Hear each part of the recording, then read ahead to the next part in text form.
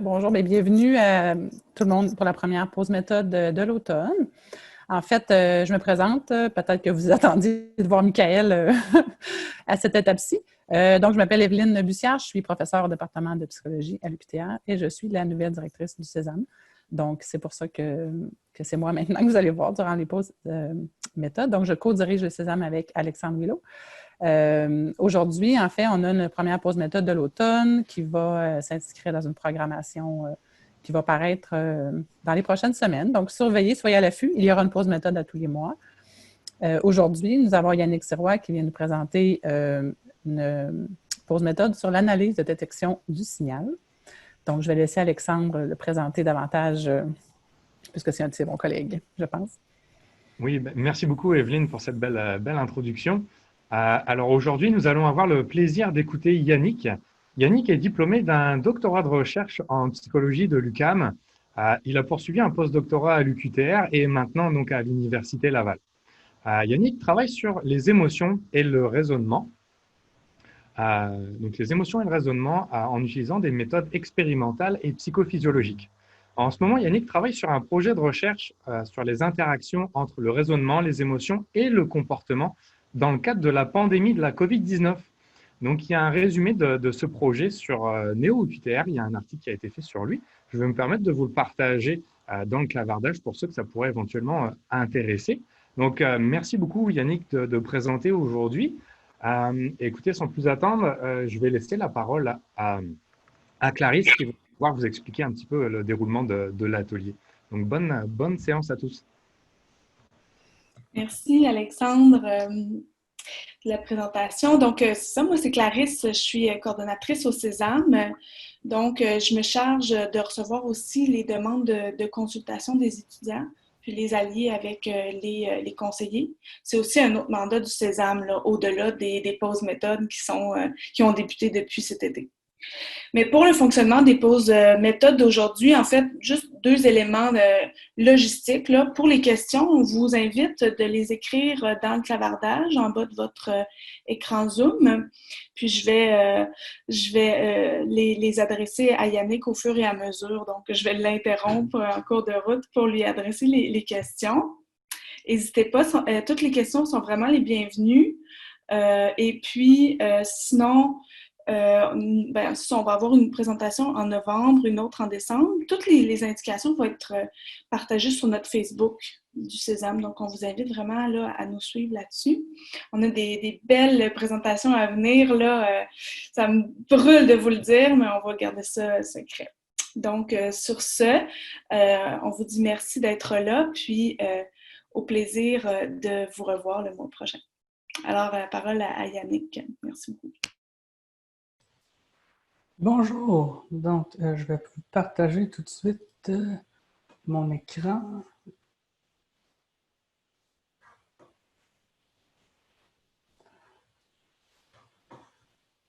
Voilà, et je vais vous parler aujourd'hui de l'analyse de détection de signal, qu'est-ce que c'est, à quoi ça sert et tout ça. Et je vais commencer par une mise en situation, en fait, d'une recherche où ça pourrait être utile. Donc, petite mise en situation, on a deux personnes ici qui s'appellent Alice et Bob et qui s'intéressent à l'effet de l'humeur sur la détection d'émotions faciales ambiguës. Donc, c'est des visages qui sont soit plutôt tristes ou plutôt heureux, mais que ce n'est pas particulièrement clair. Et puis là, les deux parlent, ont lu des articles différents et se rendent compte qu'ils ont deux hypothèses un petit peu différentes sur ce que va faire une humeur négative. Donc, Alice dit les gens, lorsqu'ils ont une humeur négative, ils vont être moins bons pour détecter les émotions dans les visages. Et donc, ça fait appel à un concept qu'on va appeler aujourd'hui la sensibilité. Et là, on ne parle pas de sensibilité-spécificité, mais pour la détection du signal, la sensibilité, c'est la capacité à distinguer deux catégories. Donc ici, ça va être les visages tristes et les visages joyeux. Bob pense plutôt qu'une humeur négative va rendre les gens tout simplement plus portés à penser qu'un visage est triste. Donc, ça fait plutôt appel à un concept qu'on va appeler le biais. Donc, le biais est une tendance à percevoir ou à choisir une catégorie plutôt qu'une autre. Donc, ici, on aurait un biais vers la réponse « le visage est triste ». Et donc, les deux s'associent ensemble pour réaliser une étude, pour départager qui semble avoir raison. Et puis, ce qu'ils font, bien, ils font une induction chez chaque participant d'une humeur soit négative ou neutre. Donc, la moitié des participants leur montre une vidéo triste, l'autre moitié leur montre une vidéo quelconque. Et ensuite, on les met dans une tâche où ils doivent identifier si certains visages sont tristes ou joyeux. J'ai simulé des données ici pour vous montrer quelque chose qui pourrait arriver. Donc, on voit ici vers la droite ce qui peut se passer. Donc, ici, ils ont choisi, Alice et Bob, de regarder séparément les visages joyeux et tristes. Et ce qui se rend compte, c'est que pour les visages joyeux, les gens qui ont une humeur négative ont tendance à répondre triste plus souvent. Donc, en fait, ils ont moins de bonnes réponses. Et pour les visages tristes, il n'y a pas de résultat significatif. Donc là, les deux regardent leurs résultats et se disent, Alice se dit, en effet, les gens sont moins bons pour identifier certaines émotions faciales lorsqu'ils sont tristes. Ici, ça se voit pour les visages joyeux. Et puis Bob dit, les gens sont plus portés à dire que les visages sont tristes lorsqu'ils sont d'humeur négative, donc on a un effet de biais. Et c'est surtout évident pour les visages joyeux. Puis en plus, la moyenne semble aller dans mon sens pour les visages tristes. Mais Alice rétorque évidemment que pour les résultats des visages tristes, il n'y a pas de résultat significatif, donc on ne devrait pas interpréter. Et là, il y a un autre débat suite à cette première analyse-là, à savoir qui a raison.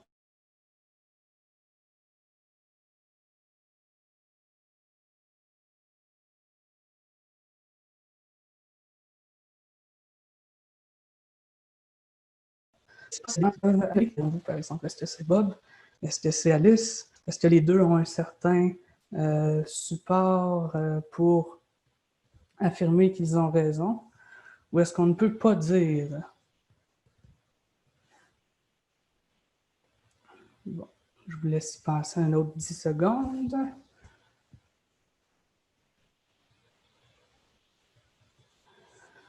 Moi, j'ai une opinion là-dessus. Je suis plutôt dans le camp des « on ne peut pas dire ». Donc, il y a un premier principe qui va être applicable à la théorie de la détection du signal, et ça va être le principe qu'il faut combiner l'information. Donc, il faut combiner l'information des deux types d'essais, c'est-à-dire les visages joyeux et les visages tristes, afin d'aller chercher des indices de la sensibilité et du biais. Et puis, on peut visualiser les réponses possibles ici en bas à droite. Donc, il y a deux types de réponses correctes. Donc, les réponses joyeuses correctes lorsque le visage est joyeux. Lorsque le visage est triste, il est correct de répondre triste. Et il y a deux types de réponses erronées. Donc, les réponses joyeuses erronées lorsque le visage est triste et des réponses tristes erronées lorsque le visage est joyeux. Ça fait un petit peu appel à ce qu'on voit dans certaines tâches oui et non avec des matrices de confusion où on peut parler de vrais positifs, de hits, de réponses affirmatives correctes, et de l'autre côté de vrais négatifs, donc de réjection correcte. Comme pour les erreurs, on a des faux négatifs, les gens peuvent appeler ça des misses en anglais, et des faux positifs qu'on peut appeler aussi des false alarms, donc des fausses alertes. Et puis c'est en combinant tout ça qu'on va pouvoir aller chercher un indice de biais et un indice de sensibilité. Comment on fait pour estimer? Bien, ce qu'on voit le plus souvent, et c'est un peu la base aussi de la détection du signal, mais on va ajouter quelque chose ensuite. Ce que l'on voit le plus souvent, c'est des indices additifs. On lit un article et puis ce qu'ils ont fait, ils ont dit, bien, pour voir si les gens sont sensibles ou non à l'émotion faciale, par exemple, on va combiner nos effets joyeux et nos effets tristes avec une soustraction entre, par exemple, les vrais positifs et les faux positifs. Donc, si on avait un indice de 90 moins 20, ça fait 70 il y a plusieurs façons de construire les indices aussi. Là, on pourrait tout simplement prendre une moyenne des deux taux de succès lorsque les gens sont corrects, ça donnerait 85 %.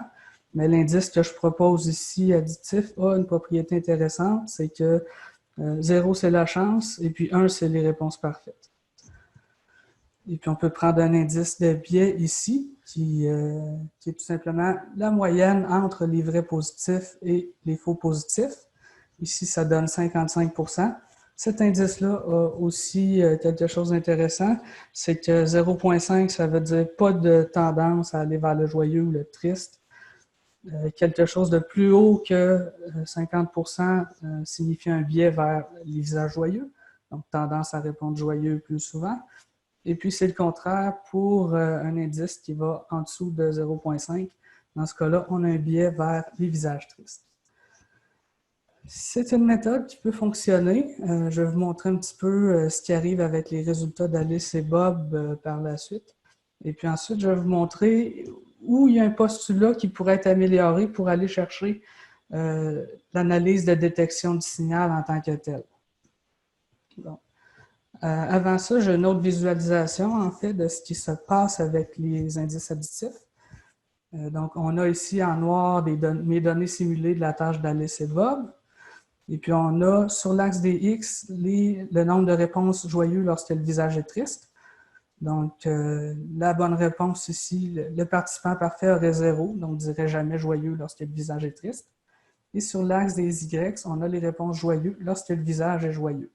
Donc, ici, lorsque le participant a un taux de réponse joyeux lorsque le visage est joyeux de 1, ça veut dire qu'il est parfait pour cette catégorie de visage-là. Donc, le participant parfait, finalement, se retrouve au point 0,1 ici. Le participant qui aurait une stratégie extrême, qui répondrait toujours triste, se trouve au point 0,0 ici. Le participant qui a l'autre stratégie extrême va être ici.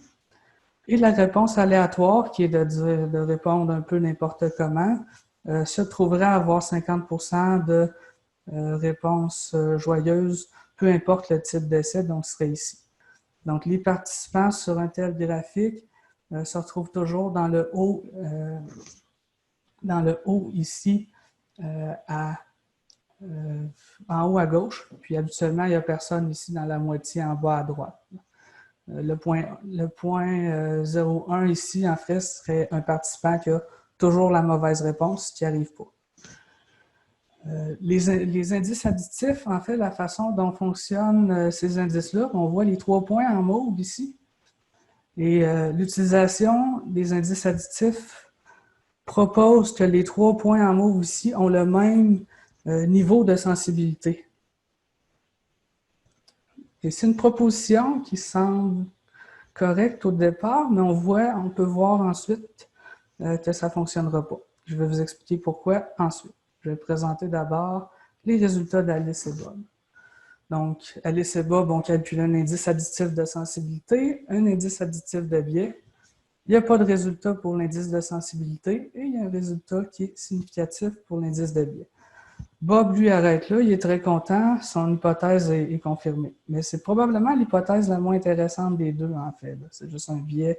Quand tu es triste, tu dis triste, bon d'accord.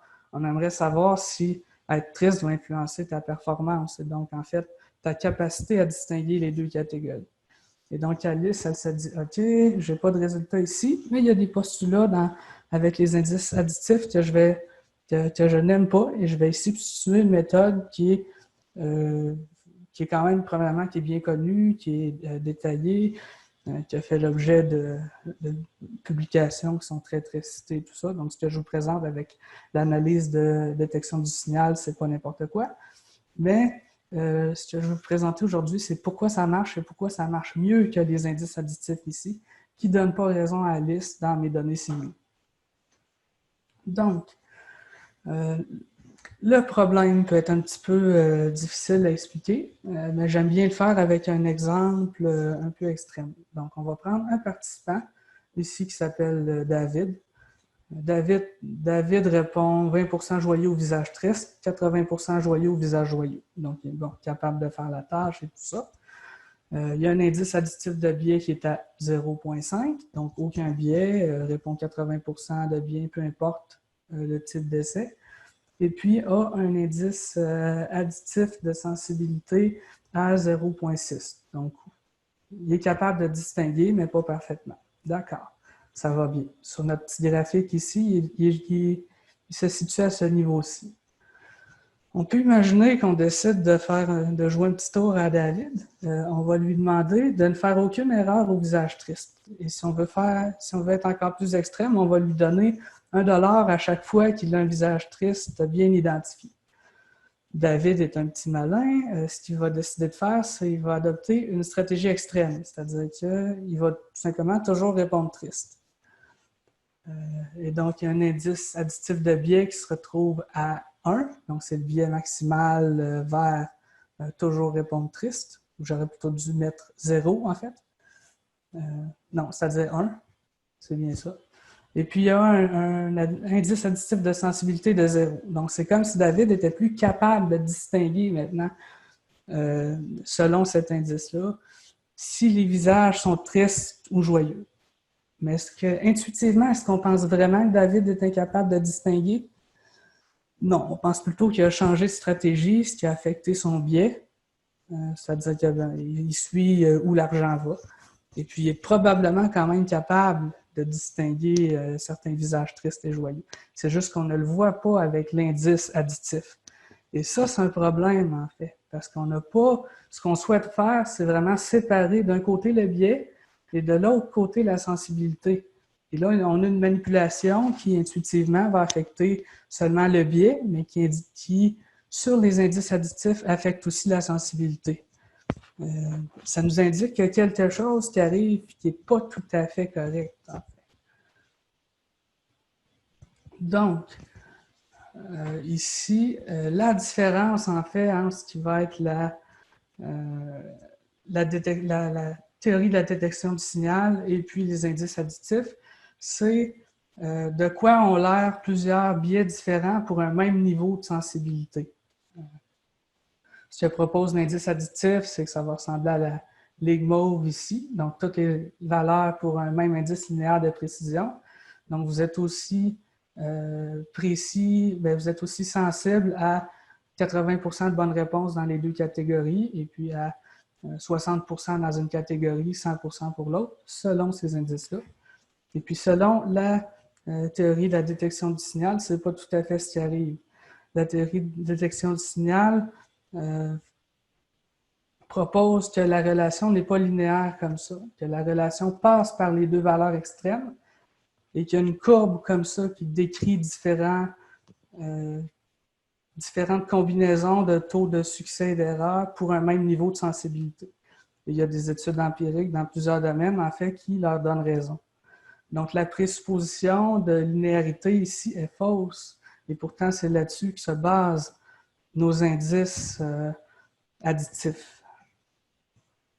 Donc, on va rajouter, en plus des deux principes, les deux premiers principes, qui sont de combiner l'information de plusieurs types d'erreurs et de calculer séparément un indice de biais de sensibilité, deux autres principes au-dessus afin d'atteindre ce que nous dit finalement la théorie de la détection du signal.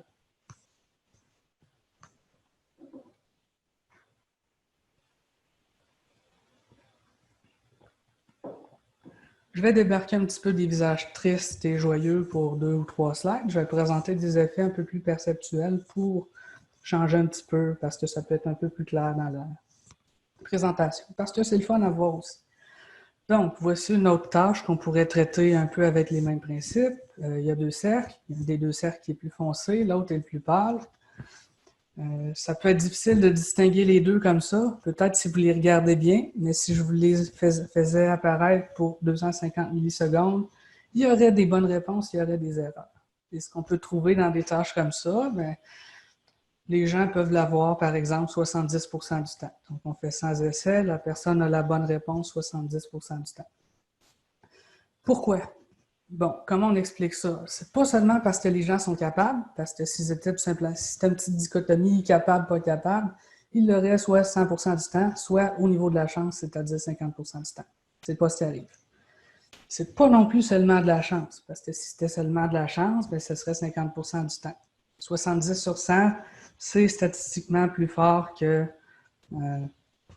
50% du temps. Donc, il faut un peu combiner les deux, en fait. Il y a un côté, il y a deux stimuli qui émettent une information différente que vous allez percevoir. Et il y a un peu de variation dans le signal que vous allez percevoir. Ça peut être des variations de l'attention, de la perception, de l'environnement, un peu n'importe quoi. La théorie de la détection du signal ne statue pas sur la source des variations aléatoires. Elle propose seulement, en postulat, que ces variations-là vont avoir une distribution normale. Donc, il y a des fois où vous êtes un peu plus distrait que la moyenne, d'autres fois vous êtes un peu moins distrait que la moyenne. C'est un petit peu ça l'idée. Donc, je vais remettre ça en image maintenant. On a deux signaux qui sont un peu différents. Et on a des variations qui suivent une courbe normale. Ici, on pourrait parler... il faut parler des signaux et de la sensibilité. Souvent, dans la théorie du signal, comment c'est présenté dans les articles, on a un signal et puis un bruit. Donc ça, ce serait le bruit pour les cercles pâles ici à droite.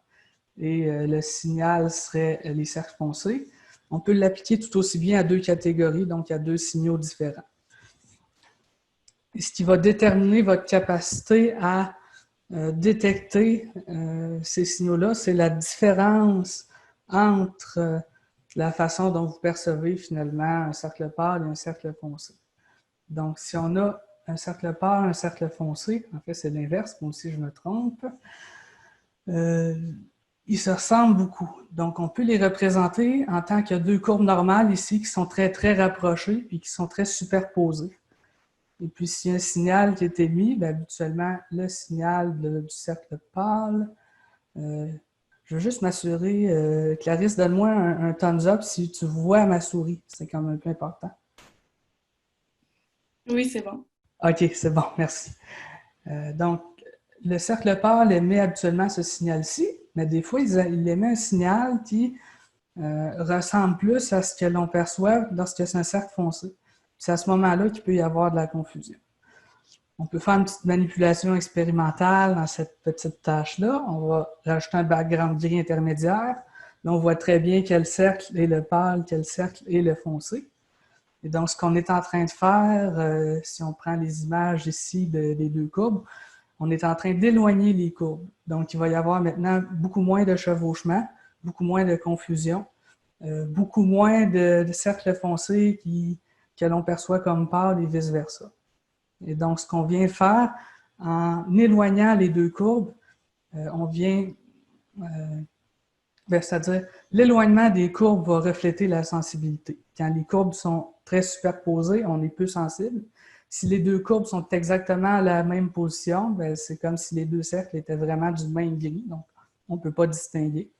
Et si on fait une petite manipulation perceptuelle, comme le changement de background ici, on éloigne les deux courbes, on augmente la sensibilité de nos participants, en fait. Donc, on a la sensibilité, mais on a aussi le biais qu'on veut aller chercher. Et qu'est-ce qui est le biais selon cette perspective-là avec les deux courbes normales? Le biais, c'est comme une ligne qui correspond à un certain niveau. Et puis le principe, c'est, bon, il y a une preuve qui est générée selon la distribution de probabilité des preuves du type d'essai en cours. Ce que ça veut dire, c'est si le cercle est pâle, probablement que la preuve est ici, sur l'axe des X. Si vous êtes un peu chanceux, elle est ici un peu plus à gauche. Et si vous êtes un peu malchanceux, c'est une preuve qui peut être qui ressemble plus à la limite à un cercle foncé.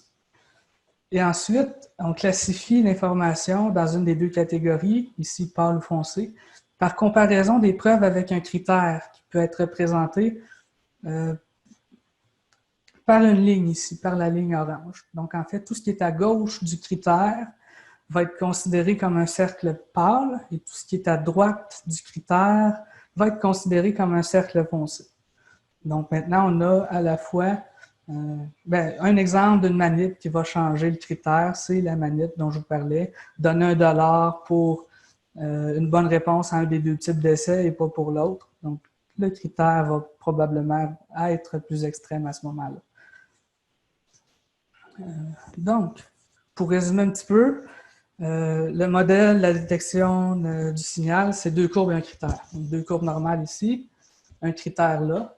Et on peut aller calculer des mesures par la suite à l'aide des valeurs qu'on a obtenues, c'est-à-dire les taux de succès et d'erreur pour les deux types d'essais. On va Si vous lisez des trucs avec la détection du signal, on va avoir souvent une mesure qui s'appelle le D', qui est une mesure de la sensibilité, qui est exactement la distance entre les deux courbes ici en termes d'écart type. Et on va avoir une mesure qui s'appelle C, qui est une mesure de biais, qui est la distance entre la position du critère et le point où le signal ne vous permet pas vraiment de distinguer entre, ici c'est les distributions des visages tristes, des distributions des visages joyeux, mais ça pourrait être pâle foncé, ça pourrait être non, oui, ça pourrait être signal bruit, ça pourrait être un peu ce que vous voulez tant qu'il y a deux choix. Il y a quelques indices additionnels, je ne les nomme pas ici pour... il faut juste savoir que des fois, il y a d'autres indices de sensibilité de biais. Donc, biais bêta est quand même utilisé assez souvent. C'est basé sur un ratio entre la hauteur de la courbe au niveau du critère et la hauteur de l'autre courbe au niveau du critère aussi. Donc, bref, l'éloignement des courbes va avec une meilleure distinction entre les différents types d'essais, va avec plus de sensibilité et va avec un D' qui est plus élevé. Et puis, un critère qui se déplace vers la gauche fait en sorte que le participant répond joyeux plus souvent. Et la valeur de C ici va diminuer et puis va augmenter dans l'autre sens. D est toujours entre 0 et infini. C peut théoriquement aller entre moins infini et plus infini, mais habituellement, ça va être des valeurs de 4 ou moins, disons. C'est-à-dire entre moins 4 et 4. Ce qui reflète les écarts types. Voilà. Je peux vous montrer le modèle d'un autre point de vue ici. Donc, le D' ici, lorsque le D' augmente, en fait, on passe à des courbes plus élevées. Donc, on a un D' bas sur cette courbe-ci, un D' un peu plus élevé sur cette courbe-là. Si on avait une courbe où le participant est vraiment bon, on pourrait aller chercher une courbe qui fait ça ici. Et le participant parfait, bon, une courbe qui s'en va jusqu'à 1 et qui s'en va ensuite jusqu'à 1,1. Donc, la courbe, l'aire sous la courbe inclut tout le graphique entre 0, 0 et 1, 1. Et ensuite, on a le biais. Donc, un biais, un C qui s'en va vers le... voyons. Le biais, en fait, c'est le déplacement sur une même courbe si la sensibilité ne change pas. Donc, un biais va être triste, C va augmenter, et puis on se retrouve avec des points qui peuvent être plus ici. Et une des conséquences, en fait, de ce modèle-ci, qui peut être un peu contre-intuitive, c'est que on pourrait comparer deux participants ici, un qui est en mauve et un qui est en rose. Et si on a les indices additifs, la droite passerait ici comme ça. Donc, tandis que si on a, donc ce que ça voudrait dire en fait, c'est que le participant mauve aurait un indice additif de sensibilité qui est plus élevé. Tandis que si on prend les indices qui sont dérivés de la théorie de détection du signal, ce qui compte, c'est sur quelle courbe vous êtes, en fait, pour la sensibilité. Et donc, le participant dont les données sont identifiées en rose ici se trouve à être plus sensible que l'autre. C'est juste le biais qui va affecter un petit peu les indices de sensibilité différemment. Donc, je ne sais pas si j'ai des questions à ce moment-ci. À ce moment-ci, pour le moment, on n'en a pas dans le chat, mais s'il y a des personnes qui sont intéressées de les formuler à l'oral, vous êtes le bienvenu. Oui, allez-y. Puis pendant ce temps-là, je vais partager un sondage pour connaître un peu qui vous êtes, là, qui sont les participants. Vous pouvez y répondre, ça prend 1 minute. Puis en même temps, vous êtes les bienvenus à dire vos questions à l'oral.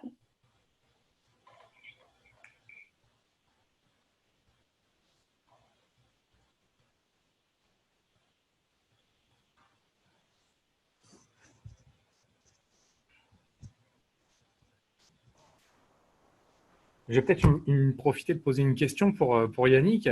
Yannick, dis-moi ce que tu nous présentes là. Est-ce que c'est des choses que tu utilises, mettons, en ce moment dans tes travaux, par exemple?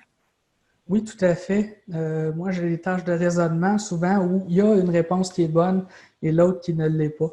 Donc, je peux appliquer les méthodes de détection du signal et en fait, il y a il y a des articles qui recommandent même de faire ça, qui disent que les indices de sensibilité traditionnels fonctionnent moins bien.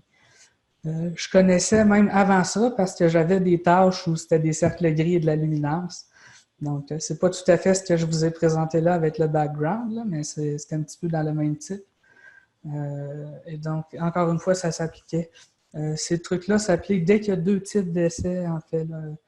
Ça peut être triste, joyeux, ça peut être pâle, foncé, ça peut être oui, non. Donc, ça peut être un peu n'importe quoi. Ok, donc avec des variables un peu type binaire, là, dichotomique, c'est quelque chose qui fonctionne bien. Oui, tout à fait. Ok, puis est-ce qu'il y a un logiciel que tu recommandes en particulier si les gens veulent s'initier à ce genre d'analyse-là? C'est pas nécessairement un logiciel en particulier. En fait, les analyses sont relativement simples et j'y viens tout de suite, en fait. Je crois que je vais continuer. Je vais vous montrer un petit peu le principe, puis ensuite, je vais vous montrer en pratique, ça ressemble à quoi de faire des analyses de détection du signal plutôt que des indices additifs. Je vais parler du calcul de D' et de C. Quels sont les principes, en fait? Bien, les principes, c'est qu'on part des taux d'erreur et de succès pour chacune des deux catégories. Donc, on se base ici sur l'aire sous la courbe. Il y a des égalités qui impliquent l'aire sous la courbe. Voici la première, si ça fonctionne. Ah, voilà. Donc, on peut prendre notre pourcentage de réponse joyeux lorsque le visage est triste et le transposer sur la courbe ici. Et en fait, c'est A divisé sur A plus B. Donc, c'est le nombre de réponses joyeuses sur le nombre de réponses totales pour les visages tristes. Et ça nous donne notre première courbe. On peut faire la même chose avec les visages joyeux lorsque le visage est joyeux. Donc, le pourcentage de visages joyeux ici est représenté par l'aire C et le pourcentage de réponses totales lorsque le visage est joyeux. Finalement, tous les essais où le visage est joyeux est représenté par l'aire C plus D. Donc, on fait une petite division et ça nous donne la position de notre deuxième courbe. Donc, c'est ça le principe. Donc, on peut calculer comme ça la sensibilité et le biais à partir des réponses que l'on a obtenues aux deux types d'essais. Bon, on ne fait pas un calcul manuel et tout ça pour la courbe, on fait quelque chose d'encore plus simple. Je peux vous montrer tout de suite les formules. Et les formules, en fait, sont presque identiques à nos indices additifs que l'on utilisait avant. Il y a un petit détail, en fait, qui change, c'est qu'on fait une conversion en score Z. Donc, une conversion inversée en score Z à partir de notre taux d'erreur. Donc, si on a un taux d'erreur de 66%, bon, on va chercher notre score Z qui est 0,43 ici dans le tableau. Évidemment, on ne le fait pas dans le tableau, là, on le fait par l'informatique. Et puis, on plug ce score Z-là ici pour, par exemple, le score des vrais positifs, plutôt que de prendre la valeur des vrais positifs elle-même. C'est tout simple. C'est vraiment ça. On rajoute un Z, puis pour le calcul du biais, on rajoute un moins en avant de la formule. Et c'est aussi simple que ça. En pratique, c'est encore plus simple que ça si vous utilisez SPSS ou Excel ou quelques autres. Parce que Stanislav et Todorov ont un article qui a été cité 2000 fois, quelque chose comme ça, que je vous encourage à lire si vous souhaitez utiliser la méthode de détection du signal en passant. Mais mon point ici, c'est qu'il donne directement les formules pour SPSS et Excel dans son article. Donc, il vous suffit de prendre la formule, la copier dans votre syntaxe SPSS et puis ça va calculer finalement vos niveaux de sensibilité et de biais pour chaque participant. Il faut seulement savoir ici que, bon, lui utilise les hits et les false alarms, donc il faut seulement choisir qu'est-ce qui est une réponse positive, qu'est-ce qui est une réponse négative. Pour la tâche d'Alice et Bob, par exemple, on pourrait assigner simplement le signe positif à la réponse joyeuse, au type d'essai joyeux, et puis le signe négatif plutôt à triste. Donc, et puis ensuite, on fait le calcul et c'est relativement simple. Si vous êtes un utilisateur de R, de MATLAB et tout ça, là, il n'y a pas les formules, entre autres parce que c'est un article un petit peu plus ancien. Mais si vous êtes un utilisateur de R ou de MATLAB ou tout ça, vous allez être capable de faire une conversion en Z. Il n'y aura pas de problème. Et je te vois rire, je trouve ça drôle moi aussi. Donc, bon, je fais un petit détour. Il peut y avoir un petit problème potentiel lorsqu'il y a des taux de réussite de 0 ou de 100%. Parce que selon la détection du signal, ces valeurs-là correspondent à la stratégie extrême et on devrait seulement avoir 0, 0 et 1, 1. Ce que propose Stanislav et Todorov comme ajustement, mais il y en a plusieurs, c'est de dire si on a un taux de réussite de 100%, en fait, c'est juste qu'on n'a pas eu assez d'essais pour obtenir une erreur. Donc, ce que l'on va faire, c'est qu'on va ajouter un essai indéterminé à nos nombres de hits et de false alarms. Donc, on va finalement, plutôt que d'avoir la vraie moyenne qui est hits sur le nombre d'essais valides, on va rajouter plus 0,5 à hits et 1 au dénominateur qui est le nombre d'essais valides. Ce que ça fait, en fait, c'est comme ajouter un essai qui est mi-réussi, mi-raté. On va faire ça pour tous les participants. Donc, c'est un ajustement qu'il appelle log linéaire. J'ai eu à le faire ici pour les données simulées d'Alice et Bob parce qu'il y a des gens qui, dans mes données simulées, répondaient tout le temps joyeux pour un visage joyeux. Donc, petit détail comme ça. Donc, on peut retrouver nos amis Alice et Bob maintenant. Alice a refait les analyses, mais avec l'analyse de détection du signal. Et puis, elle confirme ce que l'on savait pas mal déjà avec les indices additifs, c'est-à-dire qu'il y a eu un gros changement du biais. Ça ne change pas. Bob avait toujours raison. Mais Alice obtient maintenant une petite différence ici dans le niveau de sensibilité. Donc, on voit que la sensibilité est un petit peu plus basse lorsque l'humeur est négative que lorsqu'elle ne l'est pas. Donc, les données maintenant supportent les deux prédictions. Donc, une humeur négative pousse vers des réponses de type visage triste et semble aussi diminuer la précision des réponses. Et on voit un désavantage ici, un avantage, c'est-à-dire de la méthode de détection du signal, c'est que si on sépare la sensibilité et le biais de la bonne façon, il est tout à fait possible, en fait, qu'une manipulation influence les deux. Et c'est ce qui semble se produire ici. Je rappelle quand même que c'est des données simulées pour l'exemple, donc j'ai fait un petit peu exprès. Donc, je veux parler très brièvement des limites du modèle. Une chose que vous avez pu peut-être noter, c'est que dans le modèle comme ça, où il y a seulement deux types de réponses, on avait des écarts types ici pour notre distribution du bruit et du signal qui étaient équivalents. Dans certains domaines, dans certains types d'études, c'est tout à fait possible, en fait, qu'en réalité, ils ne soient pas équivalents. Et puis de même, sur notre courbe, notre représentation en courbe ici, on avait une courbe qui était toujours symétrique par rapport à la diagonale qui part de 0,1 à 1,0. Et puis encore une fois, c'est possible là, pour certains types de tâches que ce ne soit pas réellement le cas. Si vous avez seulement des données en oui-non, vous n'allez pas être capable vraiment de faire la distinction. Donc, vous avez un peu le choix entre l'indice additif ou l'indice de détection du signal qui présuppose un écart type égal pour les deux types de signaux. Si toutefois vous vous intéressez à démontrer que cet écart type-là n'est pas nécessairement égal ou que vous soupçonnez qu'il ne l'est pas, à ma connaissance, c'est le cas dans certaines études sur la mémoire, par exemple, mais là, il faut voir, il faut aller lire dans la littérature pour savoir.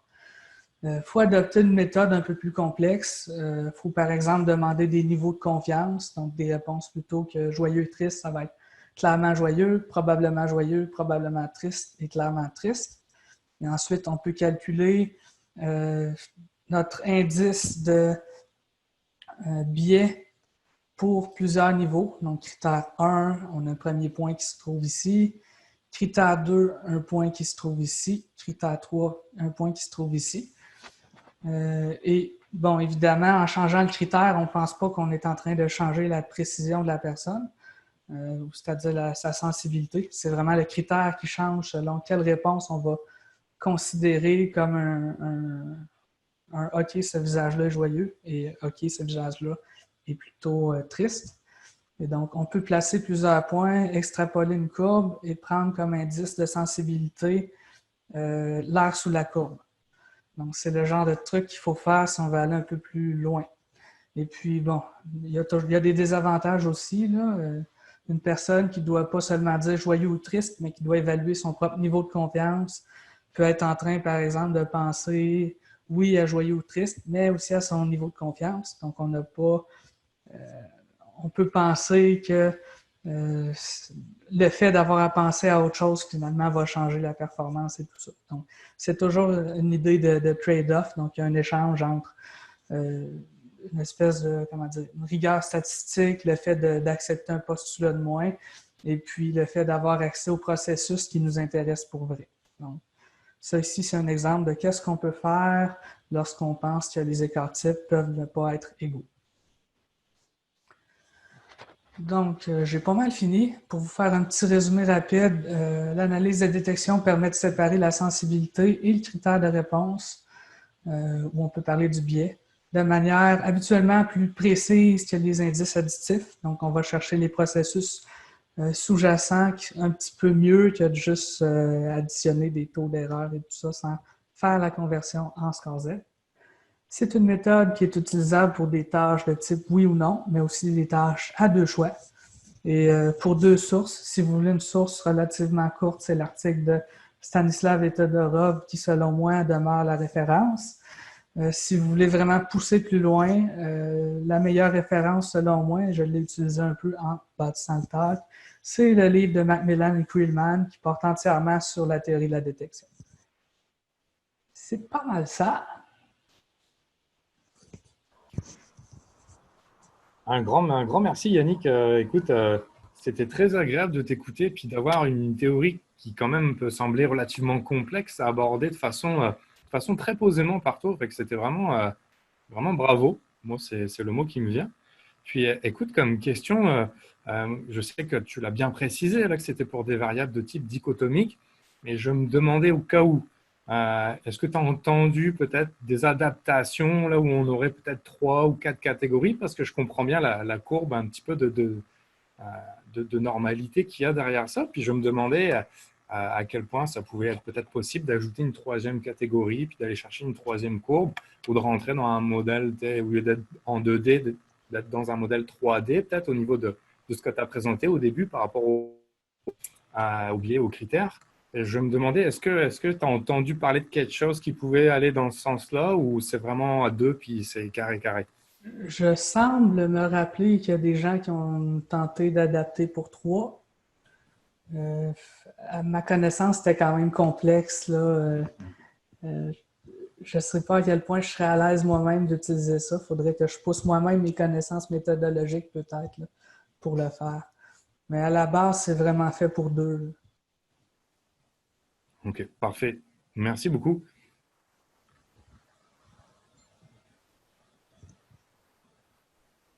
Est-ce qu'il y a des questions parmi les participants? S'il n'y en a pas, en fait, on vous remercie tout le monde. On vous invite à venir vous joindre le mois prochain, en novembre, pour la prochaine pause méthode. On va tout mettre ça sur notre Facebook, tel que dit tout à l'heure. Puis merci beaucoup à Yannick pour la présentation d'aujourd'hui, qui va être mise en ligne aussi là, sur notre compte YouTube. Merci à tous. Merci beaucoup, Yannick. Merci à tout le monde. Oui. Merci.